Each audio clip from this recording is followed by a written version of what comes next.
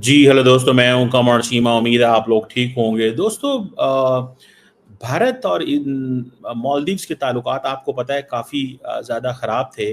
और अगर आपको याद हो तो माज़ी में बहुत ज़्यादा मुश्किलात पैदा हुईं जब उस वक़्त मालदीव्स के जो नए प्रेसिडेंट हैं, प्रेसिडेंट मौज़ू, इन्होंने आते ही जो एक मल्टी फेसेटेड एक डायनामिक पार्टनरशिप थी, जो कि that was very much deep rooted partnership थी, और कभी-कभी पॉलिटिकल स्ट्रेन्स हुआ करते थे, उसको उन्होंने इमीडिएटली मुश्किल में डाल दिया।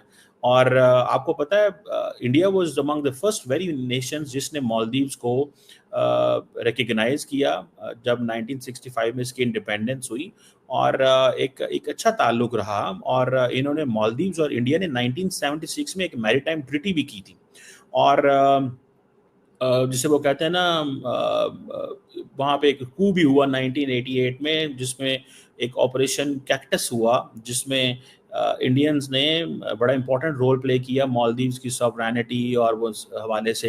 ये भी एक चीज़ है। फिर इंडिया जो है उसने नेबरहुड फर्स्ट पॉलिसी के अंदर और सगार इनिशिएटिव्स के अंदर एक अच्छा रिलेशन रखा है मालदीव्स के अंदर साथ। एक तो ये चीज़ होगी। दूसरी चीज़ ये समझने वाली है कि जब से ये प्रेसिडेंट मौजू आए, इन्होंने ताल्लुकात जो है वो ख़राब कर दिए और इन्होंने बड़ी स्मार्ट गेम खेली। मैं आपको मज़े की बात बताऊं, मेरी असेसमेंट में इन्होंने सबसे पहले आते ही क्या किया? India out campaign. अच्छा, इंडिया आउट कंपेन शुरू कर दी, जिसकी अगर आप देखा जाए कि ये एक प्रेसिडेंशियल कंपेन के अंदर मोहम्मद मौजू साहब ने इंडिया आउट प्लेटफॉर्म चलाया और कहा ये कि जनाब, इंडियन फौज यहाँ से इंडिया मालदीव से निकलनी चाहिए और हमारी सॉवरेनिटी हमें असर्ट करनी है। और ये that was a clear signal to China. ये इन्होंने बड़ा चाइना को सिग्नल दिया और कहा जनाब कि हम तो ऐसे तैसे ये बड़े कर देंगे, वो कर देंगे, और हम एक अच्छे ताल्लुकात चाहते हैं और हम कुछ नहीं चाहते। और इंडिया हमारे यहाँ पे है। बड़ा शोर व वलवला और तमाशा बन गया था। और हुआ ये कि तकरीबन 80 के करीब इंडियन फौजी थे, जो कि मेरे ख्याल है 2024 के शुरू में उनका ज़्यादातर काम हेलीकॉप्टर ऑपरेशंस, मैरीटाइम सर्विलेंस और इस तरह की चीज़ों में होते थे। और उनको उन्होंने मई 2024 में डेडलाइन देते हुए निकाल दिया। ठीक है जी। और ये चीज़ थी। अब हुआ ये कि ये एक डिप्लोमेटिक फॉल आउट हो गया था। और जिसमें फिर आपको याद होगा कि एक बहुत बड़ा डिप्लोमेटिक डिबैकल हो गया। जब आपको इस चीज़ का याद होगा कि प्राइम मिनिस्टर मोदी जो हैं, उनके बारे में ये चीज़ चली कि जनाब वो उन्होंने आई थिंक लक्षद्वीप का विज़िट किया। लक्षद्वीप। और जैसे ही वो लक्षद्वीप का ज़िक्र किया, क्योंकि वहाँ पे जो है एंटी इंडिया रेटरिक थी, तो वहाँ पे कुछ जो थे मिनिस्टर्स थे, उन्होंने सीधे-सीधे नारे लगाने शुरू कर दिए। उन्होंने मोदी साहब के खिलाफ वो बातें करनी शुरू कर दी, बिलो द बेल्ट बातें शुरू की, which was obviously not acceptable to anyone. आपके डिफरेंसेस हो सकते हैं और बहुत कुछ हो सकता है, लेकिन आप कभी किसी हेड ऑफ स्टेट, पर्टिकुलरली जैसे प्राइम मिनिस्टर मोदी हैं, या पाकिस्तान के, या मलेशिया के, या मालदीव्स के, या श्रीलंका के, मुल्क छोटा हो बड़ा हो, but you never disrespect people and आप बड़े अच्छे से तमीज से बात करते हैं। तो उन्होंने समझा कि शायद हमारी गवर्नमेंट जो है वो बड़ी इंडिया के खिलाफ है। उन्होंने और चढ़ाई कर दी मोदी साहब पे, जिस पे फिर एक इंडिया और इनकी आपस में एक टसल सी शुरू हो गई। और वो जो मोदी साहब की जो बीच शॉट्स थी, उस पे वो उन्होंने कहा जी कि ये इंडिया बायकॉट, तो दिस दैट। आपको पता होगा वो सारी बीच शॉट बड़ी मशहूर हुई। और उस पे मोदी साहब जो है उन्होंने एक वो जिसे कहते हैं ना, एक पूरा एक कंपेन चलाई कि आप मालदीव्स क्यों जाते हैं। ठीक है। और वो that was very interesting bye the वे कि अगर आप मालदीव जाते हैं तो आप बेसिकली अपने ही मुल्क का वो कर रहे होते हैं, नुकसान कर रहे होते हैं। तो बेसिकली तरीकाकार था लोगों को डिस्करेज करना या लोगों को ये सारा कुछ करना। और वो मेरा ख्याल है किसी हद तक इंडियंस को एक मैसेजिंग हो रही थी कि आप ये काम ना करें। लेकिन खैर इंडियंस वो माना कोई भी नहीं उनमें से। और अब भी मेरे ख्याल है लोग जाते ही हैं वहाँ पे और जाएंगे ही। उसकी वजह ये है कि they can't, Maldives has its own, उसकी एक डिस्ट्रैक्शन है, वो एक अट्रैक्शन है। तो वो एक चीज़ तो थी। बहरहाल वो एक शोर मचा काफ़ी ज़्यादा उधर से। वैसे मसाइल तो बड़ा एक डिप्लोमेटिक डिबैकल हो गया था बेसिकली। लेकिन बाद में फिर उन्होंने सारे को मैनेज कर लिया और चीज़ें जो हैं उन्होंने वो ठीक कर ली। सो मुझे ऐसे लगता है कि ये जैसे मैं कहता हूँ ना, बताता हूँ आपको कि एक तरफ उन्होंने जो डिप्लोमेटिक फॉलो आउट हुआ था उसको बड़े तरीके से ठीक किया और एक यू टर्न लिया फॉर रीन्यूड एंगेजमेंट। जब अगस्त 2024 में जिसमें मेजर पॉलिसी शिफ्ट आया और इंडिया को as a closest ally declare किया, और जब जयशंकर साहब ने विजिट किया और वेलकम इंडिया टूरिज्म कैंपेन चली, सारा कुछ हुआ, और फिर मालदीव्स के ऊपर फाइनेंशियल प्रेशर भी था, कर्जे भी बहुत ज़्यादा थे, और मौजू साहब ने आके एक दफ़ा चाइना गए, तुर्की गए, पाकिस्तान नहीं आया ना, उन्होंने पाकिस्तान को लिफ्ट कराई। उनको पता था कि इंडिया के अंदर पाकिस्तान जाना इज़ क्राइम। अगर आप पाकिस्तान जा रहे हैं तो आपके लिए ट्रबल है। हाँ, अगर आप चाइना चले गए तो दैट मेक्स सेंस, ठीक है यार आप चले गए हैं एंड ऑल दैट, ठीक है। सो ये एक चीज़ है। सो मुझे ऐसे लगता है कि जैसे वो कहते हैं ना,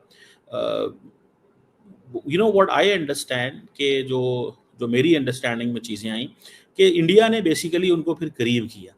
इनके फाइनेंशियल प्रेशर्स का देख के हुए चाइना ने इतनी लंबी चौड़ी सपोर्ट नहीं की, अगर अगर की भी तो मौजूद साहब बेसिकली इंडिया को उन्होंने ऑफ बैलेंस किया। इंडिया को कहा मेरे साथ नई कमिटमेंट करो, मैं पुराने अंदाज से नहीं आऊँगा। इसीलिए पहला दौरा चीन किया, फिर तुर्की चले गए, पाकिस्तान वो नहीं आए बिकॉज आई केप्ट फॉलोइंग मौजूद साहब। तो उन्होंने वो सारी चीज़ उस वक्त की। और मोदी साहब जो हैं उन्होंने फिर कोई मेरे ख्याल है $760 मिलियन का बेल आउट प्लान भी दिया, क्रेडिट लाइन भी थे, करेंसी स्वैप्स भी था, बहुत कुछ उसमें से चीज़ें की।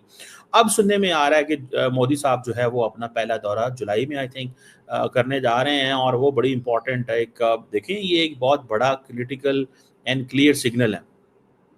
ये एक बहुत बड़ा क्रिटिकल एंड क्लियर सिग्नल है, और कि ये चीज़ जो है वो हो रही है। इसकी क्या वो सारी बात है, इम्प्लीकेशंस होंगी, इसके क्या वो नारे लगेंगे, क्या होगा क्या नहीं होगा, वो एक देखें वो एक सेपरेट सवाल है। लेकिन अगर मैं ये कहूँ कि you know the things which have you know changed a lot, और चीज़ें इस तरह चेंज हुई हैं कि जिसमें आप देखें कि जो इंडियन लीडरशिप है वो समझती है कि नहीं, अब हमने जो इंसेंटिव्स या पैसा मालदीव्स में फेंका था, it is paying us back, वो हमें पे बैक कर रहा है। और वो इस तरह पे बैक कर रहा है हमें कि हमें इस चीज़ का पता चल गया है कि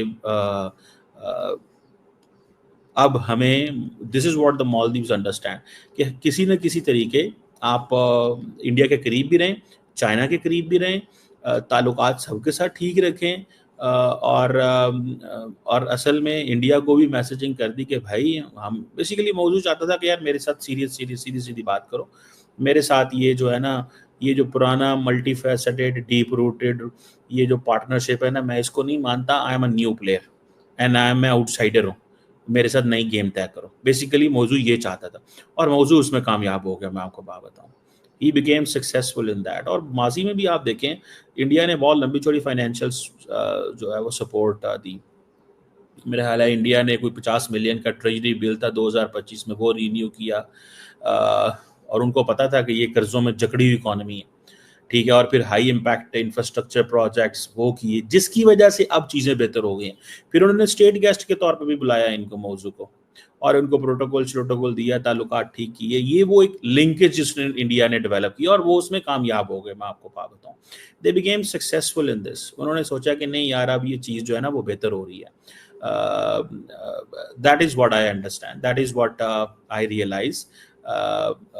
मुझे ऐसे लगता है कि what we need to understand and what we must understand कि the government of India ने अपना लिंक बिल्ड कर लिया है मालदीव्स के साथ, और मौजू साहब कोई एंटी इंडिया नहीं थे। He was never an anti India, he wanted a fresh bargain, और वो इतनी फ्रेश बार्गेन चाहते थे कि ताकि यार ये मुझे जो है ना, दे शुड रिस्पेक्ट मी, मुझे फॉर ग्रांटेड ना लें, ताकि वो चीज़, that was very important. By the way, मैं आपको मज़े की बात बताऊँ, ये एक बड़ी इंपॉर्टेंट चीज़ मैं आपको बता रहा हूँ। तो वो नहीं चाहते थे कि मुझे जो है ना वो इस अंदाज से देखा जाए, या मेरी मेरी इस तरह वो हमें वो किया जाए। So this is what I understand and I think मौजू उसमें कामयाब हो गए हैं, एंड मौजू ने अपना पैगाम जो है वो दे दिया है. So that is something very significant bye the way. Let's see Modi साहब वहाँ मालदीव जाते हैं तो क्या होता है, कैसे चीज़ें होती हैं. बट मोदी साहब has one back Maldives. Modi Maldives is on India side again.